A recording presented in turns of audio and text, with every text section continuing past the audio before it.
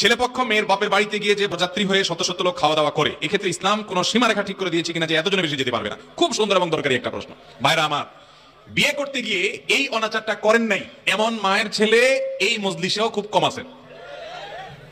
এটার নাম দিছে আমাদের দেশে বরযাত্রী। আমি এটাকে সবসময় বলি বদযাত্রী।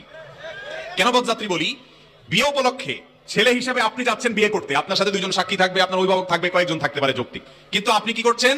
বিয়ে উপলক্ষে রীতিমতো চুক্তি করতেছেন যে আমাদের তরফ থেকে 200 লোক যাবে। আপনার এলাকা হয় এগুলা? 300 লোক লাগবে, 500 লোক যাবে, তাদেরকে খাওয়াইতে হবে। কে? মেয়ের বাপ। বিয়ে উপলক্ষে একটা মাত্র খাওয়ান আছে, সেই খাবারের আয়োজনটা করবে কে? ছেলে। সেই খাবারের নাম কি? ওয়ালিমা। এই ওয়ালিমা খাওয়াবে ছেলে। একটা আস্ত মেয়ে একটা সংসার থেকে উঠে চলে আসবে, সারা জীবনের জন্য আপনার বাড়িতে থাকবে। এই উপলক্ষে খুশি ছোট আপনি সবাই খাওয়াবেন, নতুন বউ ঘরে তুলছেন, ওই বেচারারা মেয়ের বিদায় দিয়ে দিচ্ছে, মেয়েটা চলে যাচ্ছে, মনটা ভেঙে খানখান হয়ে যাচ্ছে, এরপরে আবার 200-300 মানুষ বসে বসে খাওয়াবে, কি দুঃখে।